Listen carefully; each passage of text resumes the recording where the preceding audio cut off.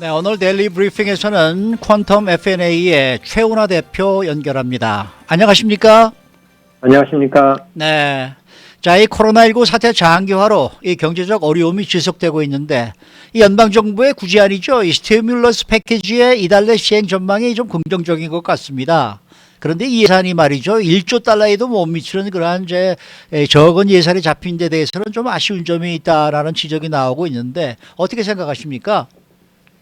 일단 뭐 규모보다는 이게 이제 시행의 그 타이밍이 굉장히 중요한 거라고 보고 있어요. 그래서 네.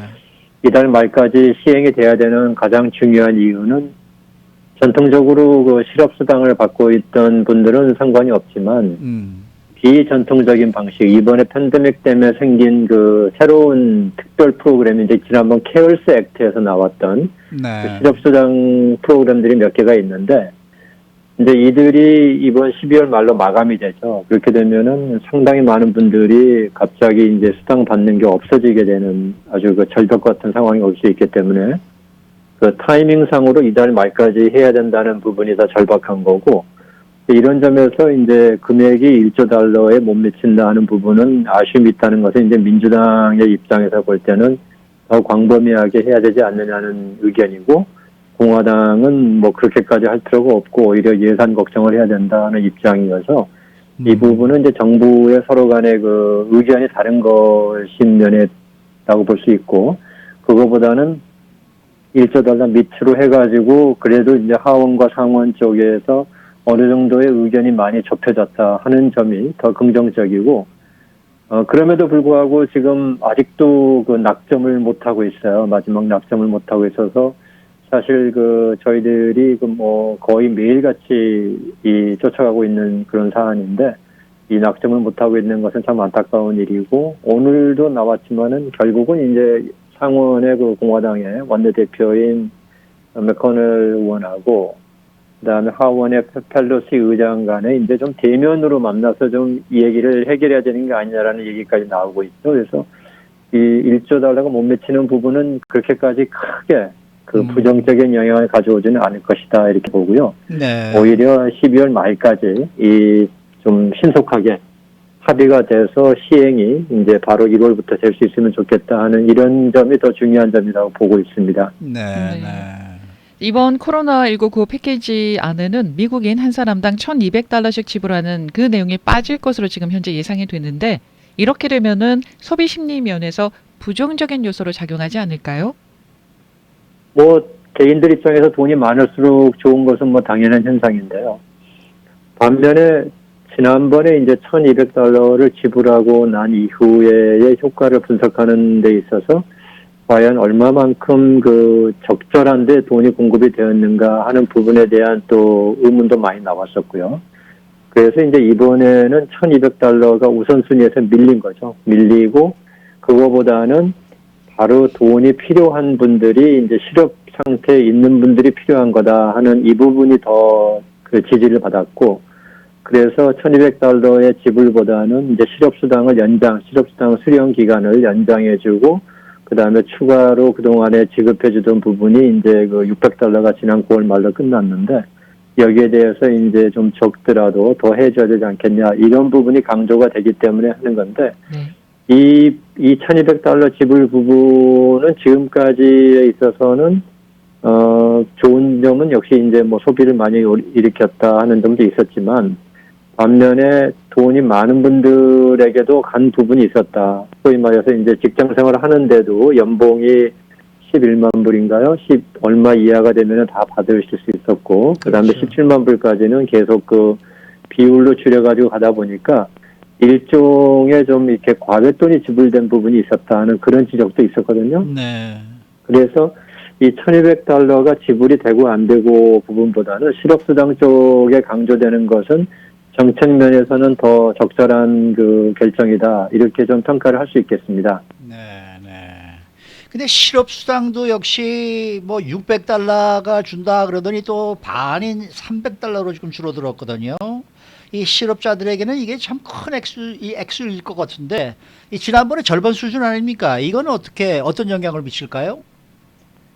지금 이제 600달러 안 나온 지 몇 달이 됐는데, 네. 뭐 그 상태에서 유지가 되고 있고, 이제 근본적으로 저희가 지금 워싱턴 DC의 그 정가의 정서를 좀 읽어봐야 될 필요가 있어요. 이런 부분은. 아하.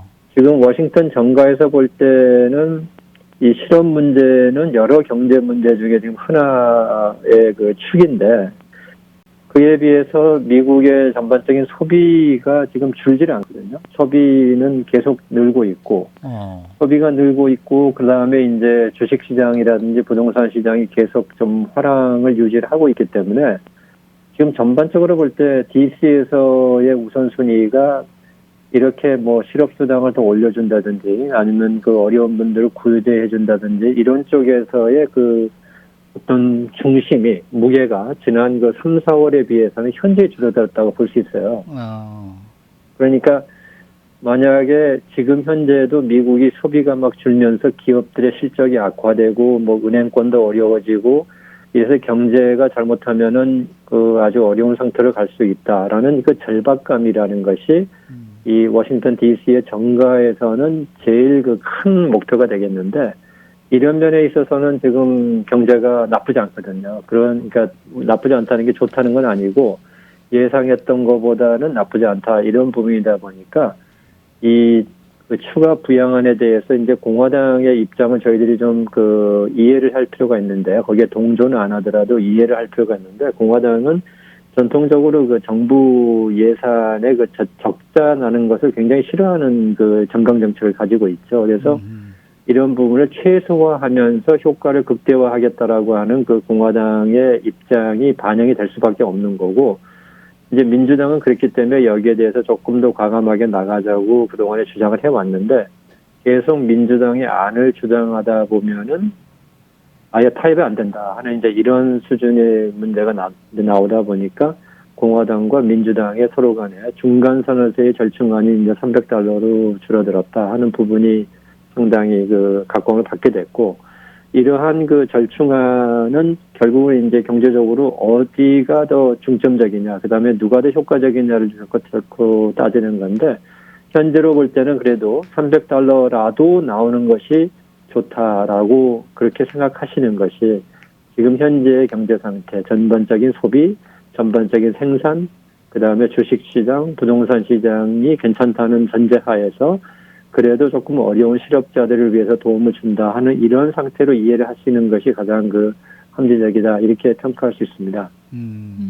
네.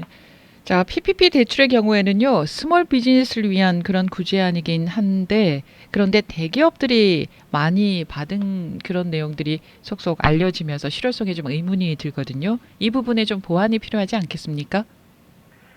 저희가 제 자신도 좀 시장주의 경제 쪽에 좀 많이 기울어져 있는 사람인데요. 네. 시장주의 경제학자들이 항상 들고 나오는 문제가 정부는 가급적 일을 안 하는 게 좋다, 이제 이런 얘기거든요. 이제 이 PPP 대출을 지금 지적해 주신 부분을 얘기를 하면 무슨 얘기냐면, 정부가 PPP 대출을 만들어 가지고 나눠주게 되면 항상 의도하지 않은 결과가 나오기가 쉽고, 의도하지 않은 결과 때문에 경제가 더 왜곡될 수 있다라고 보는 것이 이제 시장주의 경제학자들의 얘기들이고, 그 말은 뭐냐면 PPP 대출을 만약에 필요에 의해서 가져갈 수 있게끔 시장에 맡겨놨다 그러면은 굉장히 심사가 까다로워졌겠죠. 그런데 이게 정부에서 주는 것은 결국은 정부가 제시한 가이드라인에 맞추면 줘야 되는 거거든요. 그러니까 이것을 남용하거나 악용하는 사람, 또는 심지어는 사기까지 이제 치는 사람들도 있었죠. 여기에 대해서. 네. 이러한 부분들이 이제 전형적으로 말하는 그 정부가 어떤 정책을 시도하면 나타날 수 있는 의도하지 않은 결과, unintended consequence라고 하는 이제 이런 부분들의 문제인데, 자, 그러면 여기서 저희가 좀 생각해 볼 필요가 있어요. 언론이나 방송을 보면은 이렇게 남용 또는 악용 또는 뭐 사기 이런 것을 보면서 이제 분노까지 생길 수 있죠. 이럴 수 있느냐 하고 있지만, 반대로 생각하시면은 그러한 남용, 악용, 그 다음에 사기가 있었다고 해도 PPP 대출에 책정된 돈을 다 못 썼거든요. 그 말은 뭐냐면 PPP 대출을 받으셔야 되는 분들은 받은 거죠. 만약에 대기업들이 조금 이 경우에 맞지 않게 돈이 필요 없는데도 불구하고 많이 가져감으로 해서 스몰 비즈니스들이 PPP 대출을 받을 돈이 없어져 가지고 못 받았다 그러면은 아주 심각한 사회 문제까지 될 수가 있는데 지난번 PPP의 경우에는 그 돈 전체를 다 못 쓸 정도로 PPP 대출이 나가고도 했는데 여기서 남용되고 악용되고 심지어는 사기까지 한 행위에 대해서 그것은 분명히 부작용이에요. 부작용이지만 그 부작용 때문에 PPP라고 하는 제도가 잘못됐느냐라고 하기에는 오히려 상당히 효과적이었다. 이제 이렇게 저희들이 평가를 할 수 있겠어요. 네. 그래서 이번에도 이제 좀 보완을 많이 하긴 했죠. 이번에 3차 추가 부양안을 하면서는 그 PPP 대출의 경우에 대한 자격 조건을 조금 더 강화해야 되겠다라고 하는 건데 이 또한 정부의 정책입니다. 정부의 정책은 언제나 가이드라인이에요. 네. 가이드라인은 뭐가 없냐면은 이 담당자들이 주관적인 평가를 넣을 수 있는 그런 부분이 없는 거죠. 그냥 기준에 맞으면 되는 거고 안 맞으면 안 되는 이러한 방법이기 때문에 네. 이제 이러한 정부의 정책으로 나오는 PPP 대출은 이번에도 만약에 또 이루어질 경우에 대기업들이나 또는 돈이 필요 없는데도 불구하고 받아가는 그런 기업들이 나올 수 있느냐 분명히 나올 거예요. 나올 수밖에 없는 거고 정부의 정책이기 때문에 그러나 저희는 그런 걸 보기보다는 이런 위기 상황과 특수 상황에서는 그러한 전반적으로 대출을 받아야 될 기업들이 받았느냐 못 받았느냐 이쪽에다가 보고서 평가를 하는 것이 지금 현재 상황에서는 더 적절한 평가다 이렇게 보시면 될 것 같고 그런 점에서는 PPP 대출은 분명히 성공한 프로그램이었었어요. 지난번에. 그리고 이번에 나와도 또 성공할 수 있는 그러한 성공이라는 개념은 결국은 어려운 스몰 비즈니스들이 적시적절하게 돈을 받아서 이 임금을 줄 수 있어가지고 고용을 좀 계속 유지할 수 있었다. 이러한 정책적 목표에 있어서는 성공한 정책이었다. 이제 이렇게 평가를 할 수 있다. 이렇게 보시면 될 것 같습니다. 오늘 말씀하시는 걸 이렇게 좀 들어보면 말이죠. 그러니까 1인당 $1,200 지불이 포함이 안 되고 실업수당도 $600에서 $300로 줄고 그랬는데도 어느 정도 좀 이 정도면은 그런 대로 만족할 만하다라는 그러한 생각을 하시는 겁니까? 제가 생각하는 게 아니고 워싱턴 정가에서 볼 때 평가는 현재 미국 경제가 부양안을 통해서 가져왔던 효과 면에서는 어느 정도 성공을 거두었다 이렇게 보고 있다는 거죠. 그러니까 절박감이 저희들이 우리 특히 타격을 많이 받은 저희 한인 사회 입장에서 볼 때는 너무나도 아쉽고 안타까운데 네. 그 절박감이 저희만큼은 많지 않다 이런 부분을 저희들이 좀 이해할 필요가 있습니다. 그게 정치가들 아니겠습니까? 그런 점이 있죠. 오늘 말씀 잘 들었습니다. 네, 감사합니다. 네, 지금까지 퀀텀 FNA의 최은하 대표이셨습니다.